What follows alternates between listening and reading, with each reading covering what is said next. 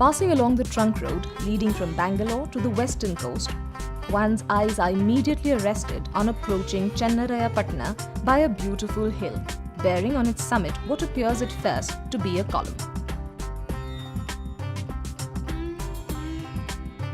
As one draws closer, one can see a colossal statue partially hidden behind the hill.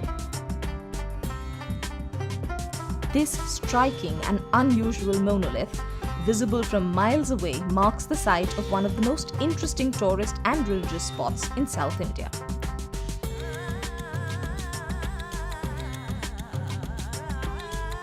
Shravanbelagola in the state of Karnataka derives its name from the Kannada words bale or white and gola or pond, an allusion to the splendid large tank in the middle of the area.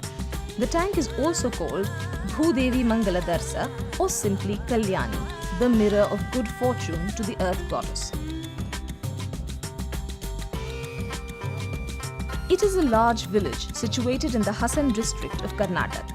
At 3,347 feet above sea level stands this enormous statue of Gomateshwar, popularly known as Bahubali, or the one with strong arms.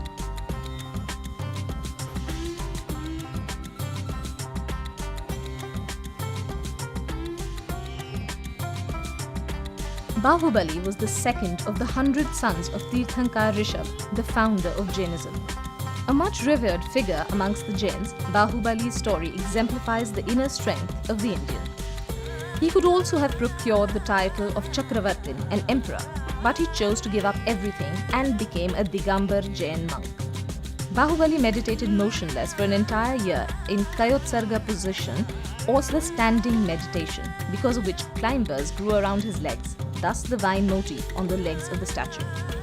This place at the foot of the Vindhya hills became a consecrated place for meditation by rishis on their path to obtain moksha or freedom from the cycle of rebirth. The inscriptions in Kannada at the foot of the statue provide us with information about the ascetics that spent their time meditating and practicing the Jain Dharma. Interestingly, the inscription tells the story of Bhadrabahu Swami, one of the rishis who descended in the form of Gandhara Gautam with 13 other names. These ascetics were forewarned of a dreadful famine which would last 12 years, upon which the whole Sangh or Jain religious brotherhood gave up the northern regions and under his leadership migrated to the south. The festival of Mahamastak Abhisheka thus has a gap of 12 years between each celebration. The stage is set for the elaborate Mahamastak Abhisheka or head anointment ceremony of the world's largest freestanding statue of Bahubali atop Vindhyagiri Hill. The first records of Mahamastak Abhisheka date as far back as March 13, 981 AD, and the last Mahamastak Abhisheka took place in February 2006, with the next one only due in the year 2018. Built by the Ganga dynasty, this 57-foot-high statue, a daunting symbol of generosity and sacrifice, gets anointed once every 12 years.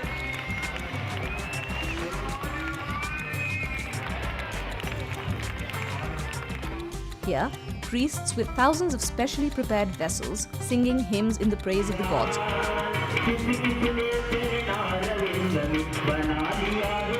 pour consecrated water from a special scaffolding made to reach atop the mammoth statue. For 10 hours straight, Bahubali is bathed in milk, coconut water, sugarcane juice, turmeric, flower petals, sandalwood and saffron paste. The stone sculpture carved out of a single piece of rock symbolizes renunciation, self-control and subjugation of the ego as the first steps towards salvation. As the vibrant colors cascade down the statue, thousands of Jain devotees gathered here sing hymns in praise of the Bahubali.